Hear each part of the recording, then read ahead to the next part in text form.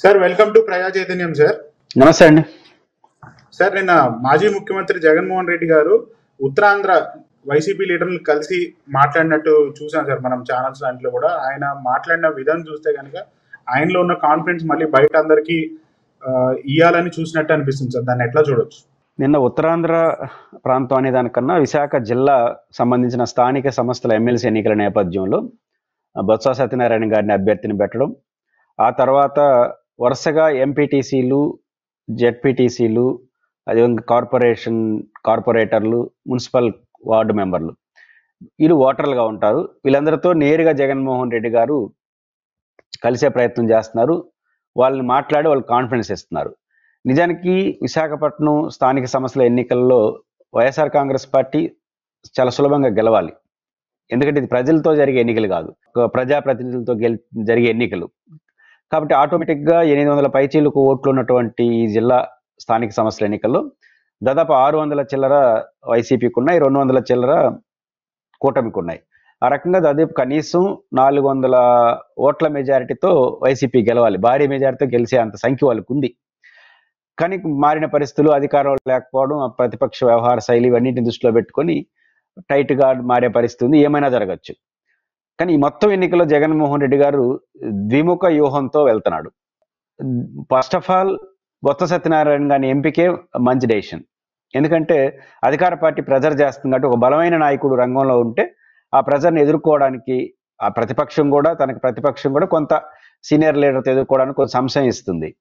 రెండోది, పార్టీలో ఉన్నటువంటి ఈ ఓటర్స్ ఎవరైతే ఉన్నారో సరే వెళ్ళిపోవాలనుకున్న వాళ్ళు వెళ్ళిపోతారు, ఉండాలనుకున్న వాళ్ళు వెళ్తారు, ఏమవచ్చు భయము ఇట్లాంటి ఊగిసలాడే వాళ్ళు పార్టీ వైపు నిలబడతారు మంచి డెసిషన్ తీసుకుంటే. ఆ రకంగా బొత్స సత్యనారాయణ గారి ఎంపిక కరెక్ట్. అయితే జగన్మోహన్ రెడ్డి గారి ద్విముఖ వ్యూహం ఏమిటంటే, ఒకటి గెలవడం, గెలిస్తే ఓడిపోయి వరుస ఈ భారీ ఓటమి నేపథ్యంలో అక్కడ గెలవడం ద్వారా వైసీపీ గెలవడం సాధారణ విషయం. కానీ ఇప్పుడు ఒక అసాధారణ విషయంగా మారిపోయింది కాబట్టి ఇప్పుడు గెలిస్తే ఒక ఆత్మవిశ్వాసం, మళ్ళీ వైసీపీకి మంచి రోజులు వచ్చాయనే ఆత్మవిశ్వాసం పెద్ద బూస్టప్ ఇస్తుంది. అదేం ఫలితాలు నిర్ణయించదు, రాష్ట్ర ఫలితాలు, కానీ అట్లాంటి వాతావరణం వస్తుంది. ఎట్లయితే ఎమ్మెల్సీ ఎన్నికల్లో తెలుగుదేశం పార్టీ 2 ఎమ్మెల్సీలు 3 ఎమ్మెల్సీలు గ్రాడ్యుయేట్ గెలిచినప్పుడు ఎంత బూస్టప్ ఇచ్చిందో అట్లా ఇది కూడా ఉంటుంది. కాబట్టి గెలిస్తే ఒక ప్రయోజనం, ఒకవేళ ఓడిపోతే బొత్స సత్యనారాయణ గారు నిలపడం, 600 మందిలో ఇప్పుడు ఉన్నారనే విషయం ప్రపంచానికి తెలియడం, గెలిస్తే ఒక 200 నుంచి 300 మందిని వైసీపీ వాళ్ళని తెలుగుదేశం పార్టీ వాళ్ళు తమ వైపు లాక్కోవాలి. ఒక బల ప్రయోగం ద్వారా గెలిచిందని ఒక రాంగ్ సిగ్నల్ వెళ్తుంది. ఇది ఒక గెలిపేనా అంటే, గెలిస్తే ఆత్మవిశ్వాసం, పొరపాటున తెలుగుదేశం పార్టీ గెలిచి వాళ్ళ వైపు లాక్కుంటే ఒక ప్రజాస్వామ్యం నష్టం చేసిన వాళ్ళుగా, లేకపోతే ఒక దౌర్జన్యకరంగా గెలుపుగా భావించడం ద్వారా ప్రభుత్వం మీద ప్రెజర్ చేయడం. ఈ 2 వ్యూహాలతో జగన్మోహన్ రెడ్డి గారు ముందుకెళ్తున్నారు. అందువల్ల ఇప్పుడు నిజానికి పదే ఎందుకు మీటింగ్లు పెడుతున్నారు, జనానికి చెప్తున్నాడు మనకు 600 ఓట్లు, వాళ్ళకి 200 ఓట్లు, ఆటోమేటిక్గా 400 ఓట్లే గెలవాలి వైసీపీ. అలాంటిది అందుకు భిన్నంగా తెలుగుదేశం గెలిచింది అనుకోండి, వరుసగా పార్టీలో చేర్చుకోవడం, లాక్కోవడం, బెదిరింపులు, అదిరింపులు, డబ్బులు ఇవన్నీ పనిచేస్తాయి. ఊరికైతే రారు కదా. కాబట్టి ఇవన్నీ చేయడం ద్వారా తెలుగుదేశం గెలిచిందనే మెసేజ్ ప్రపంచానికి ఇవ్వదలుచుకున్నాడు.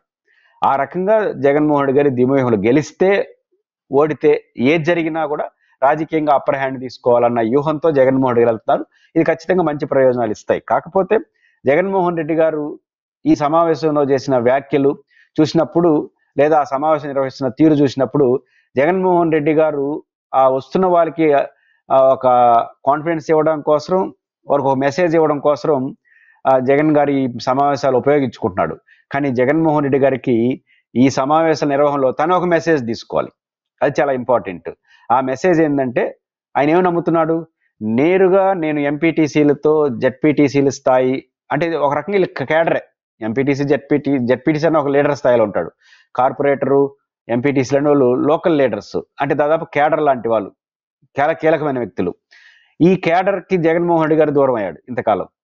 ఇప్పుడు కారణాలు ఏమైనా అవసరం నిమిత్తం వాళ్ళు కూర్చుంటున్నాడు. దీని ద్వారా జగన్ గారికి ఇచ్చే మెసేజ్ ఏంటంటే, జగన్ గారు నేర్చుకోవాల్సింది ఏంటంటే ఈ పాయింట్లో, నేను మాట్లాడితే ఎంత కాన్ఫిడెన్స్ వస్తుంది వాళ్ళలో అనేది ఒక మెసేజ్.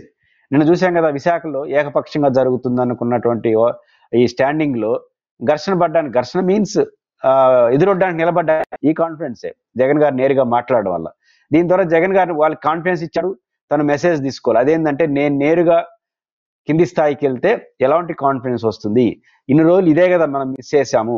మనం ఇట్లా కలవకపోవడం వల్ల విస్తృతంగా కాన్ఫిడెన్స్ లేకపోయింది, అనుమానాలు వచ్చేసినాయి, భయాలు వచ్చేసినాయి, సరిగ్గా ఎన్నికల్లో పనిచేయలే వాళ్ళు. కొంతమంది పనిచేయలే, కొంతమంది అన్ని మనస్కత, కొంతమంది వ్యతిరేకంగా పనిచేసినారు. కారణం జగన్ గారు దీన్ని చేయకపోవడం వల్ల. కాబట్టి జగన్మోహన్ రెడ్డి గారు ఈ సమావేశాల్లో ఇస్తున్న కాన్ఫిడెన్స్ ద్వారా తెలుసుకోవాల్సింది ఏంటంటే, నేను ఒక స్థాయి వరకు నేనే డీల్ చేస్తే ఇంత కాన్ఫిడెన్స్ వస్తుంది, దీన్ని మనం కంటిన్యూ చేయాలి. ఈరోజు జగన్మోహన్ రెడ్డి గారు పెడుతున్న సమావేశాల యొక్క ఉద్దేశం, అవసరం. అదేంటంటే ఉత్తరాంధ్ర సంబంధించిన విశాఖపట్నం ఎమ్మెల్సీ ఎన్నికలు. అవసరం కోసం మరి మీటింగ్ పెట్టారు. ఇది అవసరం కోసం కాదు, ఇదే అసలు విషయం. ఇది కంటిన్యూ చేయాలి. ఇది ఎన్పిటిసి జెడ్పీటీసీ స్థాయిలో కూర్చున్న ఈ మీటింగ్లే అన్ని జిల్లాల్లో క్రమ పద్ధతిలో.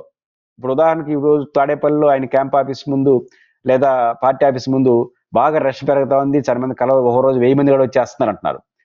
ఇది కొన్ని సందర్భాల్లో గందరగోళం దారిస్తుంది. అదే జగన్మోహన్ రెడ్డి గారు ఇప్పుడు ప్రకటన చేశారు పార్టీ ఆఫీస్ నుంచి, ఈ 3 రోజుల పాటు విశాఖపట్నంలో వాళ్ళతో సమావేశం ఉంది కాబట్టి సందర్శకులు రావద్దని. దాదాపు తగ్గిపోయింది. అంటే జిల్లాల వారీగా డేట్లు అనౌన్స్ చేసి ఈ రకంగా ఎంపీటీసీ జెడ్పీటీసీ స్థాయి కార్యకర్తలతో నేరుగా కానీ జగన్ గారు ఇంటరాక్ట్ అయితే ఒక అనూహ్యమైన మార్పులు వైసీపీలో వస్తాయి. మీ నుంచి కోరుకుంటుంది అదే వాళ్ళు. మీరు కూడా ఈరోజు అర్థమైండాలి, నేను నేరుగా వీళ్ళతో కాదు, ఎమ్మెల్యేలతోనూ కొంతమంది ఎంపిక చేసుకున్న వాళ్ళతోనే మాట్లాడితే వచ్చే కాన్ఫిడెన్స్ ఎంత, కింది స్థాయి ఎంపీటీసీ జెడ్పీటీసీ వార్డు మెంబర్ల స్థాయిలతో కూర్చుంటే ఎంత కాన్ఫిడెన్స్ వస్తూ ఉంది, వాళ్ళకి ఎంత కాన్ఫిడెన్స్ వస్తూ ఉంది, మనకి ఎంత కాన్ఫిడెన్స్ వస్తూ ఉంది అనే నగ్న సత్యాన్ని జగన్మోహన్ రెడ్డి గారు గుర్తించాలి. అది గుర్తిస్తే కంటిన్యూ చేస్తారు. ఖచ్చితంగా పెద్ద మార్పులు పార్టీలో వస్తాయి. కాబట్టి ఖచ్చితంగా జగన్మోహన్ రెడ్డి గారు ఈ విషయం గుర్తించాలి. రెండోది, జగన్మోహన్ రెడ్డి గారు కొన్ని మంచి సందేశం ఇస్తున్నాడు. విలువలు, విశ్వసనీయత, ఇట్లా నిలబడితేనే మనం రాజకీయాల్లో నిలబడతాము. ఇవన్నీ జగన్మోహన్ రెడ్డి గారు చెప్పడం perfectly correct. At the same time రాజకీయాలు అట్లే ఉండవు. ఇప్పుడు జగన్మోహన్ రెడ్డి గారు కొంత అమాయకత్వం అనుకోవాలా ఏదో తెలియదు కానీ ఒక మాట అంటున్నాడు. మామూలుగా అయితే 800 సీట్ ఓట్లు ఉన్నాయి, మనకు 600 ఉన్నాయి, అసలు వాళ్ళు పోటీయే పెట్టకూడదు. అది ఎట్లా సాధ్యం అవుతుంది? మీ రాజకీయ పరిస్థితి ఖచ్చితంగా పోటీ పెడతాడు, ఓడిపోయినా పోటీ పెడతారు. మీరు కూడా అప్పుడు 23 ఎమ్మెల్సీ ఎన్నికల పోటీ వేయడం కరెక్ట్. కాబట్టి ఎంచుకున్న మార్గం, ఎవరైనా వాళ్ళు ఒకరు ఇద్దరు పార్టీ నచ్చకొచ్చేస్తే వాళ్ళని చేర్చుకోవాలి కానీ అదొక క్రమ పద్ధతిలో ఎట్టయినా సరే ఒక 200-300 మందిని తమ ప్రత్యర్థిని తీసుకొని గెలవాలనేది అనైతికం అవుతుంది. కాబట్టి వాళ్ళు పోటీ పెట్టడం కరెక్టే, వాళ్ళు రంగంలో దిగుతారు కరెక్టే. ఇవన్నీ పోవాలంటే నైతిక విలువలు, సూత్రాలు ఇవి చెప్పితే కుదరదు, అది జరగదు. మీరు చెప్పాల్సినల్లా జగన్ గారు మాతో రెగ్యులర్గా ఉంటాడు అనే విశ్వాసం వాళ్ళు కల్పించాలి. ఇప్పుడు ఎంపీటీసీ జెడ్పీటీసీలు కాన్ఫిడెన్స్ ఇస్తున్నాడు, విలువల గురించి చెప్తున్నాడు. మనం ఎట్టున్నాం, వాళ్ళు ఎట్టున్నారు, మనం ఉండాలి కదా, ఇవన్నీ కరెక్టే. ఆ సమాజానికి మంచి సందేశం ఇస్తుంది. కానీ వాళ్ళు మీతో నిలబడాలంటే ఒకటే ఒక కాన్ఫిడెన్స్ చేయాలంటే జగన్ గారు ఎప్పుడు మాతో ఇట్లే ఉంటాడు, ఎప్పుడైనా సరే అప్పుడు అవసరాన్ని బట్టి టైం బట్టి మాతో నేరుగా ఇంటరాక్ట్ అవుతాడు అనే నమ్మకం కలిగించాలి. అంటే ఇప్పుడు మీరు విశ్వాసాన్ని ఇచ్చారు, బాగుంది, వాళ్ళు నమ్ముతారు, బాగుంది, మీకు ఓటుగాడ వేస్తారు. కానీ రేపు ఆడ ప్రెజరు, రేపు ఇప్పుడు మీరు మళ్ళీ విశాఖపట్నం వాళ్ళు వెళ్తే ప్రెజర్ వస్తుంది. ఈ ఎలక్షన్ వరకే కదా, ఎలక్షన్ తర్వాత కూడా ప్రెజర్ చేస్తారు కదా ఎంపీటీసీ జెడ్పీటీసీల మీద. ప్రెజర్ అనేది అధికార పార్టీ చేయదలుచుకుంటే ఎప్పుడైనా చేస్తుంది. కానీ 5 ఏళ్ళు వాళ్ళు ధైర్యంగా ఎట్లుంటారు, ఎప్పుడు ఉంటారంటే జగన్మోహన్ రెడ్డి గారు మళ్ళీ ఈ 5 ఏళ్ళు కష్టపడతాం, జగన్ గారితోనే ఉంటాం, మళ్ళీ గెలిస్తే మాదే రాజ్యం. మాదే రాజ్యం అంటే మళ్ళీ జగన్ గారు మాతో ఇట్లే ఉంటాడు రేపు గెలిచిన తర్వాత కూడా అనే విశ్వాసాన్ని జగన్ గారు కల్పించాలి. జగన్ గారు కల్పించాల్సిన విశ్వాసం ఇంటరాక్ట్ వరకే కాదు, ఇంటరాక్ట్ అయితే నమ్మకం వస్తుంది, పోరాడతారు, ఎన్నికల్లో గెలుస్తారు. ఈ 5 ఏళ్ళు అధికార పార్టీ ఇబ్బంది పెడితే ఇబ్బందులు ఎదుర్కొంటారు, మళ్ళీ గెలిస్తే జగన్ గారు కొంతమందికే పరిమితం అవుతాడా, మాతో ఇట్లే ఉంటాడా? కానీ జగన్మోహన్ రెడ్డి గారు ఈ సమావేశం ద్వారా వాళ్ళకి ఇవ్వాల్సిన సందేశం ఏంటంటే, మీరు ధైర్యంగా ఉండండి, మీరు నిజాయితీగా ఉండండి, విలువలతో రాజకీయాలు చేయండి, మీ భవిష్యత్తు బాగుంటుందనే సందేశం ఎంత ఎఫెక్ట్గా ఇస్తున్నాడో. నేను కూడా ఇట్లే ఉంటాను, నేను కూడా ఇట్లే ఉంటానని నిజాయితీగా మాట్లాడాలి జగన్ గారు. వారికే కాదు, మీకు కూడా దాన్ని పాటించాలి. నేను ఎట్లే ఉంటాను మీతో, ఇప్పుడే కాదు, గెలిచినా ఓడినా రేపు అధికారంలోకి వచ్చిన ఈ స్థాయి వ్యక్తులు నేరుగా నాతోనే మాట్లాడొచ్చు, నేనే అవసరాన్ని బట్టి సందర్భాన్ని బట్టి టైం తీసుకొని మీతో మాట్లాడతాను అనే విశ్వాసం కల్పిస్తే అప్పుడు వాళ్ళు 5 ఏళ్ళు కష్టపడినైనా సరే మళ్ళీ గెలిస్తే మాకు మంచి రోజు వస్తున్న నమ్మకం వస్తుంది. ఈరోజు మీ మాట నమ్మి వాళ్ళకి మీకు నిలబడిపోయి రేపు కష్టాలు అయితే రేపు మళ్ళీ మొదటికి వస్తాడు జగన్ అనుకుంటే ఆ అపనమ్మకం ఏదో ఉందో దాన్ని తొలగించాల్సిన బాధ్యత జగన్మోహన్ రెడ్డి గారిది. అది జరిగితే ఖచ్చితంగా ఈ సమావేశాలు గెలుపునే కాదు, గెలిచినా ఓడినా మీ శ్రేణులంతా మీతోనే ఉంటారు, ఎఫెక్టివ్గా పనిచేస్తారు, ధైర్యంగా పనిచేస్తారు, వచ్చే ఎన్నికల్లో మిమ్మల్ని గెలిపిస్తారు.